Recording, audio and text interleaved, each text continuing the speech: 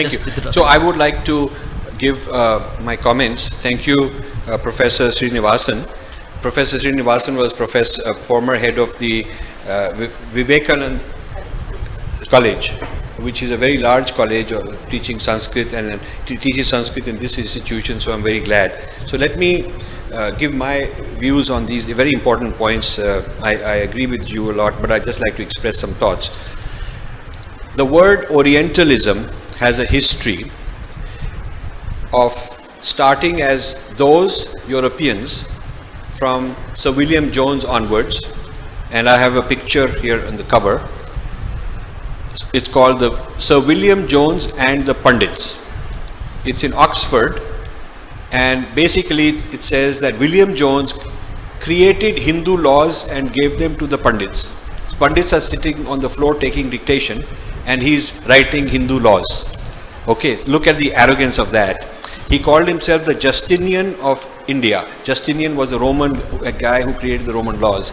So he had studied Manusmriti and got some Pandits to put some stuff together, and he was a judge of the Supreme Court in Calcutta. The East India Company started, and in making his judgments he wanted to quote as much Indian text to make it look like this is Indian.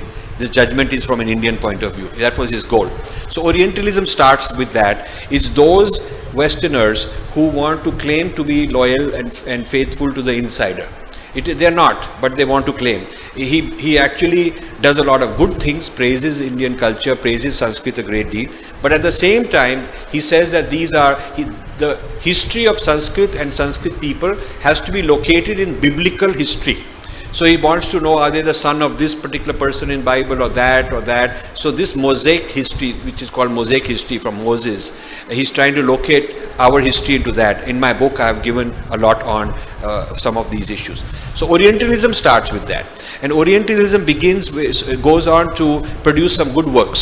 Some fantastic works also are discovered by the Orientalists. But Orientalists at the end of the day feel that their gaze, their drishti is from a more advanced civilization looking at us and praising us in a sort of patronizing way also, that these guys are not bad, they're nice people. And often the Orientalists were defending us in front of the anti-Indian Westerners. The Westerners who were blatantly anti-Indian, they were defending us. So they're kind of mixed on both sides. Then comes Edward Said in the 1970s, who writes a book called Orientalism. In that book he shows their agenda was very prejudiced. They were taking stereotypes of Asians in general and orientalizing them, turning them into some kind of a caricature. That's what Orientalism thesis of Edward Said was. And Edward Said writes that he had great difficulty getting his book published, although he was an eminent professor, because the thesis was so much, it was hitting the whole field of Orientalism. So Sheldon Pollock emerges at a time. Sheldon Pollock is a lead American Orientalist Indologist that I'm criticizing in this book. Sheldon Pollock arrives at a time when he says that the field of Indology and Orientalism is in shock. They don't know what to do because Edward Said's book has made them embarrassed of their profession, and the ancestry of their profession, the lineage of their profession is so racist, it has been exposed. So what are they going to do? So they need to, some of them run away, some of them run away from the field. But what he's saying is that he wants to redefine the field.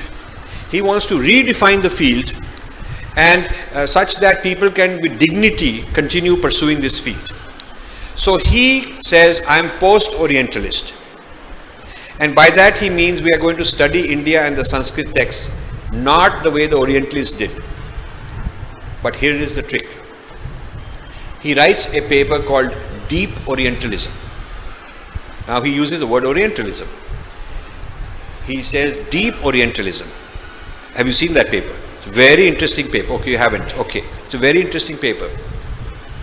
In Deep Orientalism he argues that this British colonialists we are accusing of being Orientalists picked up their ideas from the study of Sanskrit. How Sanskrit is biased and prejudiced is how these Orientalists became racists. So their racism is actually the fault of Sanskrit. So Orientalism can be blamed on Sanskrit's own Orientalist tendencies, which are called deep Orientalism, which means European Orientalism is surface Orientalism, which is visible, but deeper than that is Sanskrit's own Orientalism. And it is, they came into India, learned Sanskrit, they picked up this caste idea and how to do this very sophisticated way to marginalize people. All these tricks, sophisticated tricks, they learned from Sanskrit, and they then became Orientalists in the racist negative sense. So what Edward Said has done is correct. He has exposed this. What I am doing is going deeper and saying where we have to now expose Sanskrit as the origin of the Western Orientalism. Imagine the sophistication. And you said you haven't read that paper. Without that paper, you don't know why he's doing all this. In the same paper, Deep Orientalism, I would really like you to read that. He says Nazism got its ideas of how to racism, which led to the Holocaust, from these kind of tendencies and practices that are buried within the Sanskrit tradition. So all this Orientalism bad things that Edward Said exposed and called it racism and blamed it on European civilization, he says, yes, the Europeans did all these things, but they got it actually from the Indians. So that is the title of the paper, Deep Orientalism. Please read it. It has been criticized by some German scholars who are saying that his facts and data and what he's quoting are wrong. There are some German scholars like that. So I have, rather than ignoring the term Orientalism, I have coined the term Orientalism 2.0. And I'm saying what he represents is the new Orientalism. The old Orientalism is gone. People are very embarrassed. The colonial empire is gone, but a new empire has come up. A new Indological kind of empire has come up, and I'm calling this American Orientalism. It's different from European Orientalism, and I explain why in this book. I explain the tenets, what are different, what is the origin, history and all that, how the American Orientalism is different.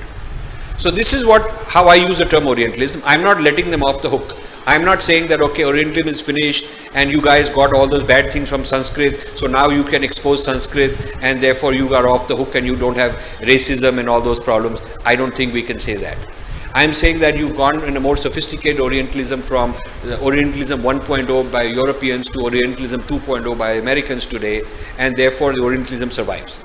Now regarding the other comment that we have many Orientalist institutes in India, I fully agree that it's kind of a shame that we are calling our institutes Orientalist. Why are we doing that? We should not do that. I mean, I found yesterday I went to a very traditional matha and I found that they very proudly got all these Orientalist institutes. I don't know why we want to call them that.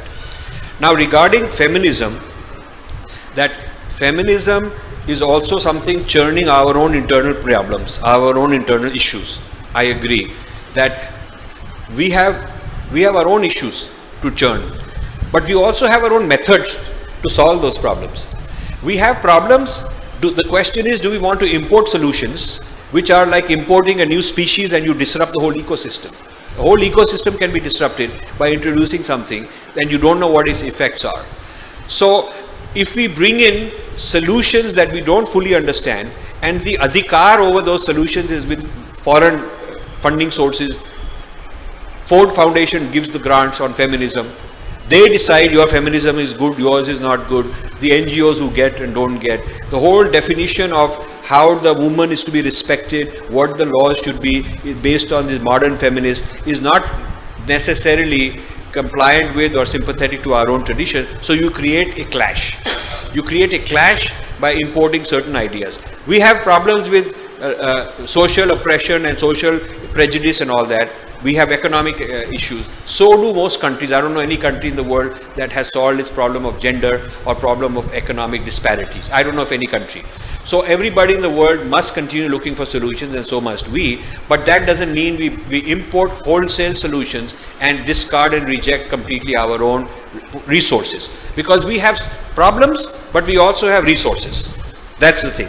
Now, the thing about whether we are static and we must remain the same, or whether we can evolve, is an interesting point that you raised.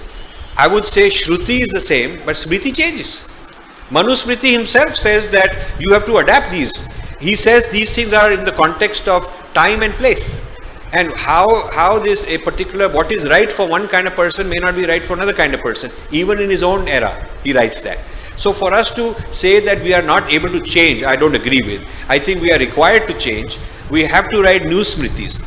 What is currently going on is Western Indologists are writing the new smritis for India. Based on social sciences, the Western social sciences are becoming the new Siddhant. Unfortunately, the Western social science is becoming the new Siddhant. Postmodernism and all kinds of things that these Indologists are bringing are becoming the new Siddhant and the new Smritis for India. Laws are being created. So it is because our traditional scholars are not doing it. It is not the fault of outsiders wanting to export their ideology. They should do that and they have every right to do that.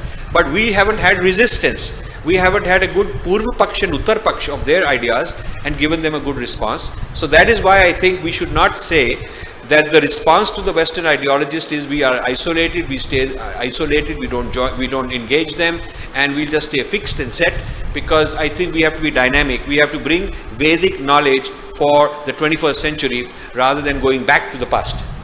So we have to go to the future. Thank you. If it is proven that Newton was a badmash, he was a scoundrel, then aeroplane will not start falling down because gravitation is gone. The nature of reality is independent of how somebody is understanding it.